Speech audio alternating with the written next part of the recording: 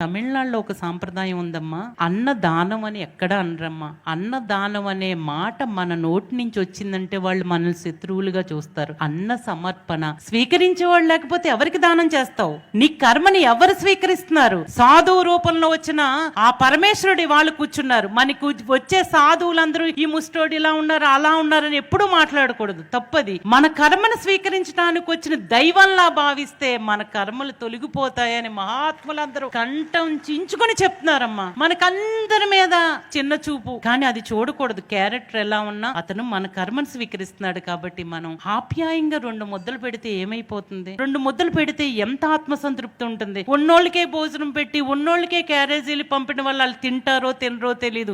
ఒక్క మహాత్ముడికి గనక మనం అన్న సమర్పణ చేసామా, మన జీవితంలో ఇక ఏ దానము చేయాల్సిన అవసరం ఉండదు. అంతటి మహాత్మ్యం కలది అన్న సమర్పణ.